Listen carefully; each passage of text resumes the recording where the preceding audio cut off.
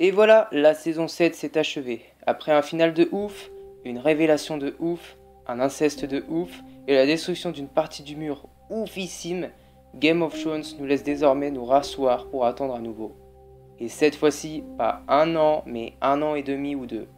Ouais, ça pique. Yo les amis, c'est le mec gelé alias The Frozen Guy. J'espère que vous n'êtes pas trop dégoûtés que cette saison soit déjà terminée, mais bon, toute bonne chose a une fin. Mes 3 dernières vidéos vous parlaient du leak de la saison 7 et comme je vous l'ai dit, tout s'est avéré être vrai. Je pense que ceux qui disaient que le leak de la saison 7 était une vraie connerie ou même une fanfiction, ils doivent s'en vouloir maintenant. Même certains acteurs disaient que ce leak était faux. Mais il faut les comprendre, ils ne pouvaient pas dire « Oui, ce leak est vrai !» pour que le mystère soit terminé par la suite. Cependant, certains points comme la fausse couche de Cersei ou même une conversation entre Brienne et Tormund dans l'épisode 1 n'ont pas été révélés à nos écrans, mais je suis certain que la fausse couche de Cersei se déroulera en saison 8. Donc, we just have to wait and see.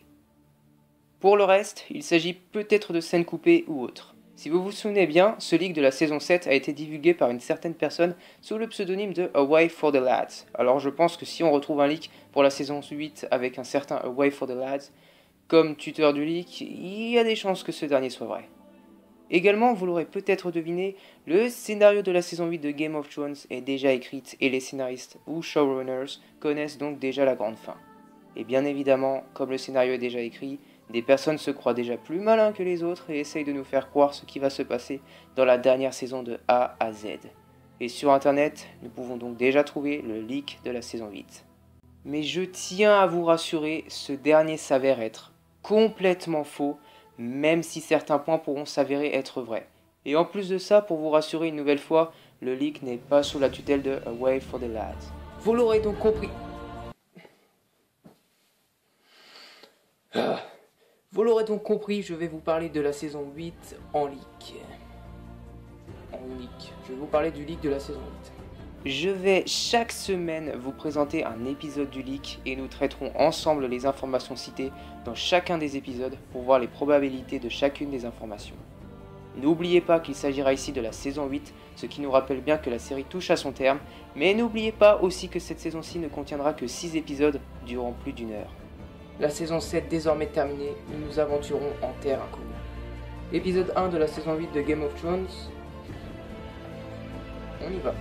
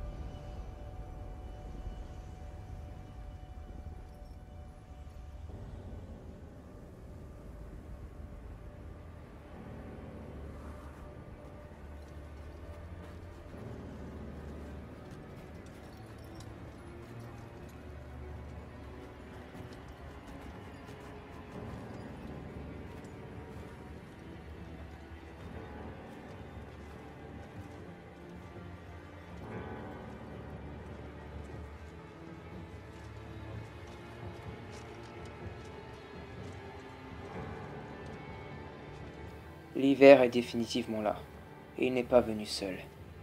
Pendant que Bran et Sam révèlent les véritables origines de Jon, et que Jon et Daenerys concrétisent leur romance dans un bateau voguant vers Port-Blanc pour rejoindre Winterfell, le mur s'écroule, laissant les morts se fusionner sur les terres des vivants.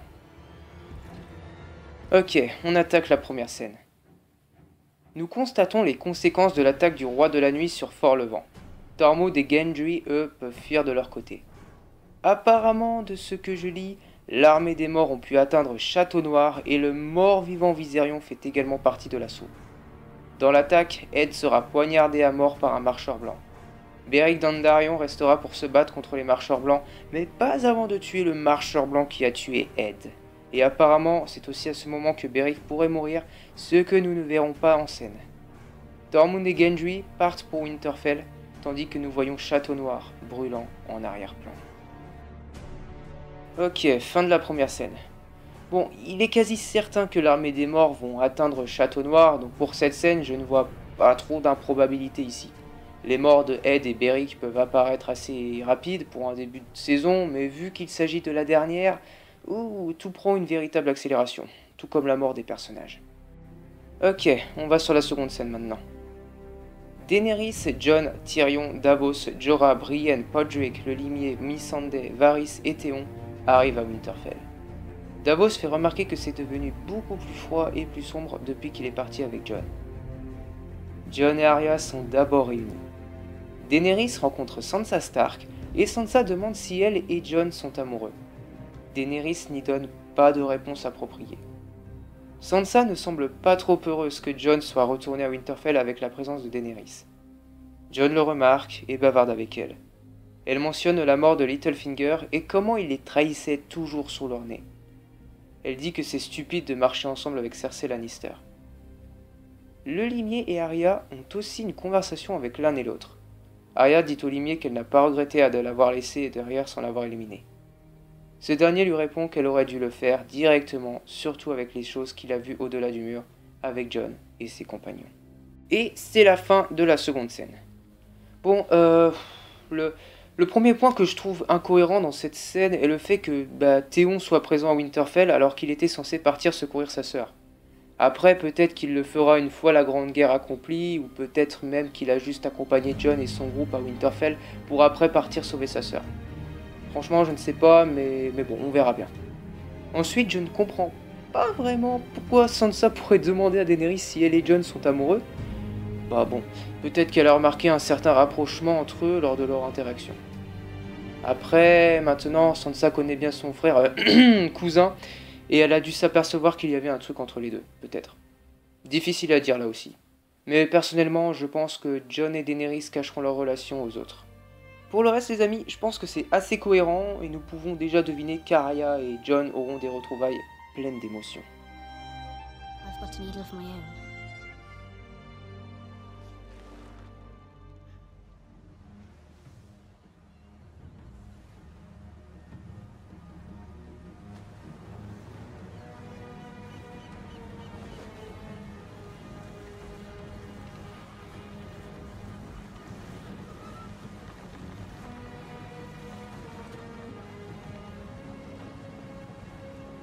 Troisième scène.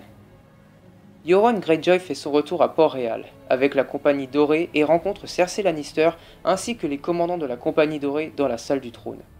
Cersei remercie Euron pour avoir expédié les mercenaires à Port-Réal.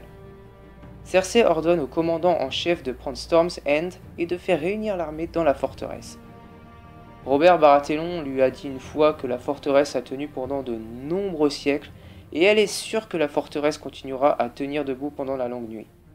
Puisqu'il n'y a aucun Baratheon tenant encore la forteresse, il ne serait pas trop difficile de juste le prendre par eux-mêmes.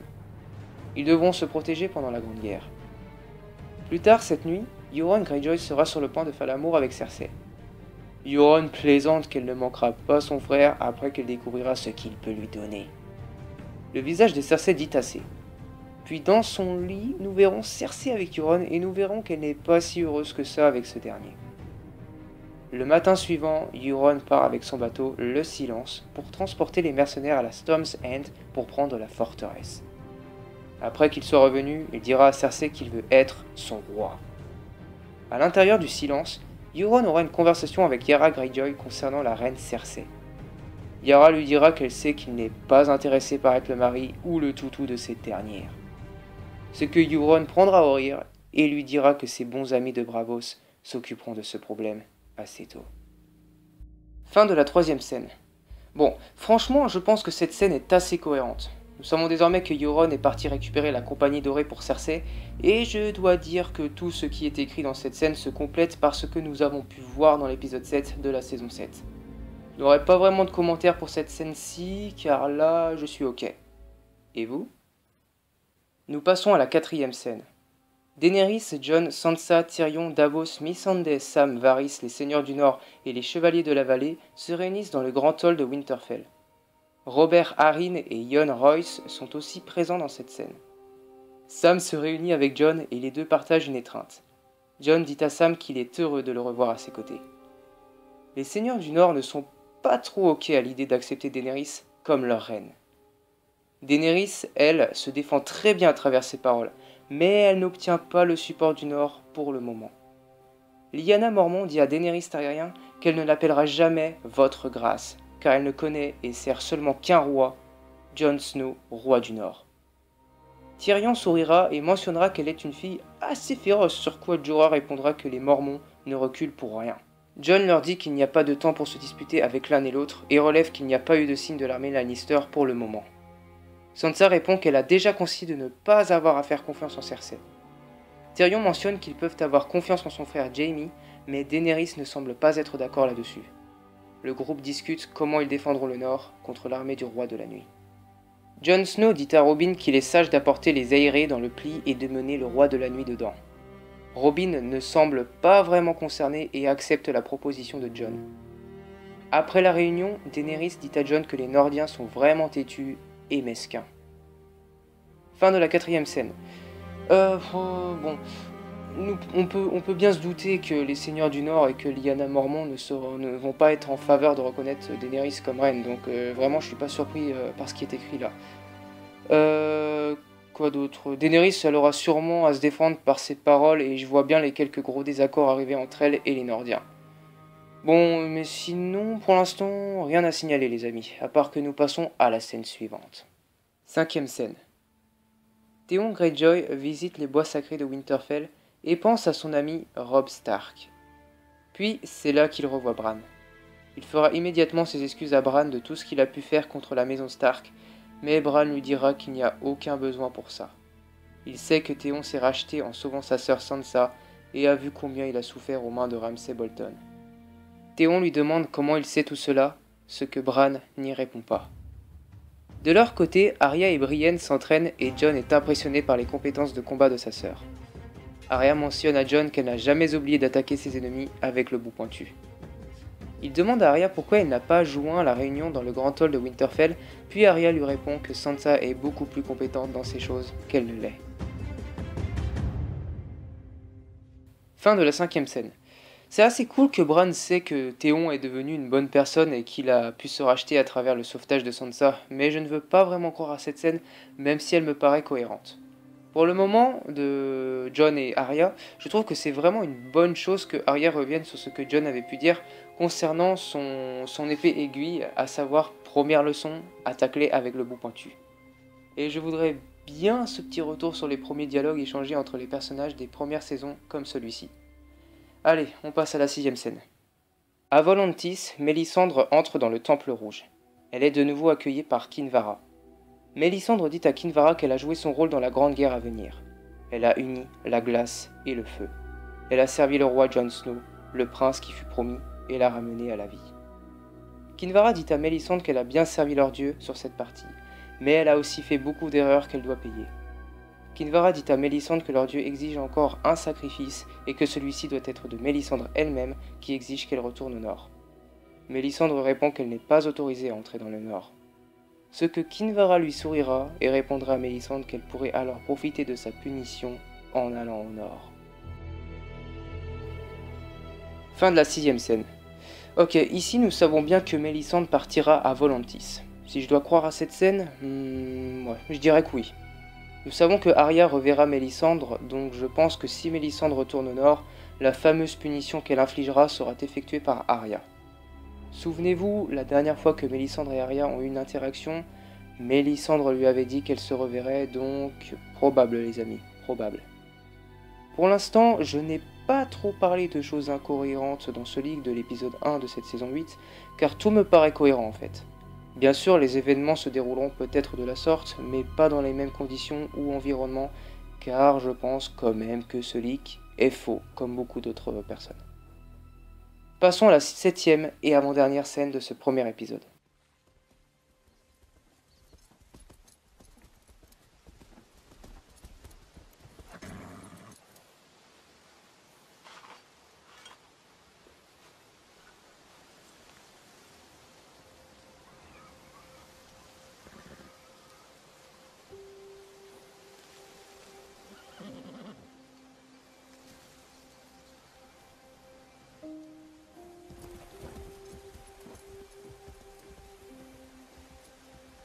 Nous voyons Jaime Lannister à une auberge quand il revoit Bronn. Jaime, étonné de voir Bronn, lui demande pourquoi il l'a suivi. Bronn répond qu'il n'y a plus rien pour lui dans cette ville puante et qu'il est partant pour un peu d'aventure au nord. Jaime est heureux d'avoir Bronn à ses côtés. Bronn demande à Jaime pourquoi il a laissé la femme qu'il aime le plus, mais Jaime ne répond pas entièrement à sa question. Il demande alors ce qu'il planifie de faire maintenant qu'il a quitté Port-Réal. Jaime dit à Bronn qu'il est en route vers Riverain pour apporter sa garnison d'armée Lannister en arrière du pli. Bronn lui demande pourquoi renoncerait-il au château qu'il a occupé. Jaime répond quel but cela aurait. Que gagnerait-il pour cela? Pour tout ce qui se soucie, Edmure peut avoir Riverain de retour. Fin de la 7e scène. Bah ouais, hein, ok. On va dire qu'on est ok, hein, là-dessus également. On sait que depuis l'épisode 7 de la saison 7 que Jaime chevauche au nord, donc cela me surprendrait pas du tout que Bronn ait suivi ce dernier. Mais je ne sais pas si je dois y croire. Pour tout vous dire, quand j'ai lu le leak de la saison 7 l'année dernière, tout me paraissait cohérent, et là, ça me fait la même chose. Enfin bref, on passe à la dernière scène.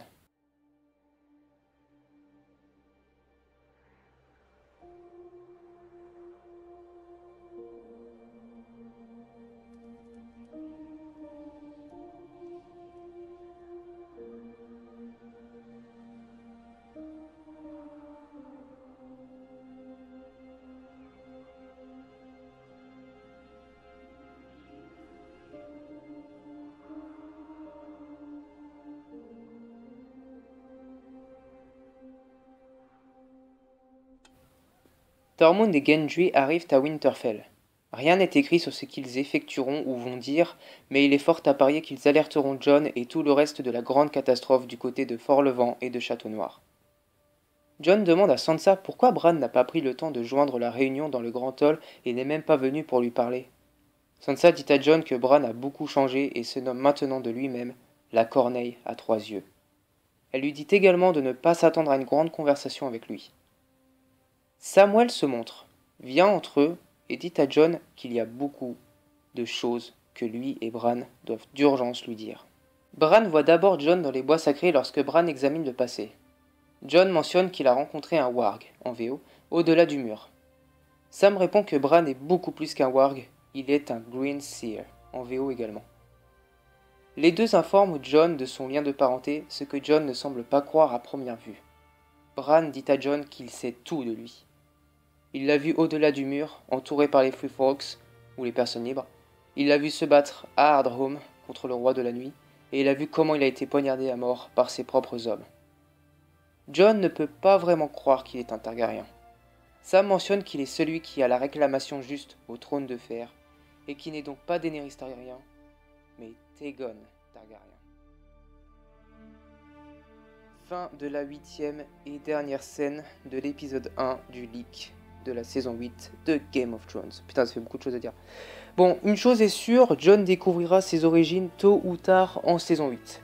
Je pense également que ses origines lui seront révélées en début de saison 8. Et de la façon dont Bran et Sam lui annoncent, je ne vois pas autre environnement ou lieu où Bran et Sam pourraient lui annoncer. Jon ne devrait pas accepter le fait qu'il est Targaryen lors de la révélation, et comme je le comprends. Toute sa vie, il s'est considéré être seulement un Stark, même s'il a dit plusieurs fois qu'il n'en est pas un. Cela m'attriste également pour une chose, et c'est le fait qu'il va se rendre compte qu'il est le neveu de sa nouvelle bien-aimée, Daenerys. Nous verrons bien comment les révélations se joueront, et surtout comment Jon le prendra. Et de ce qui est dit dans le leak, pour le moment, je veux bien croire à ce qui est mis. En conclusion de ce premier épisode venant du leak, je pense que tout ce qui est raconté est très cohérent. Bien sûr, la chronologie des événements est probablement faux, et donc les révélations de Jon se feront peut-être en épisode 2, tout comme Jon et sa troupe arriveront peut-être à Winterfell seulement en épisode 2. Enfin bref, on ne peut qu'essayer de deviner pour le moment. Mais franchement, pour l'instant, le leak tient la route. Enfin du moins, concernant les événements cités. Pour l'instant les amis, ça va. Le leak n'est pas improbable ni incohérent. Mais je vous le préviens tout de suite, les prochains épisodes que je vous lirai commenceront vraiment à baisser dans nos estimes. Mais ça, nous verrons ça de nous-mêmes. En tout cas, on en a fini pour ce premier épisode. Et moi je vous dis rendez-vous pour le prochain et second épisode qui arrivera très vite. J'avais même pas parlé moi. Bon allez, à la prochaine et couvrez-vous bien.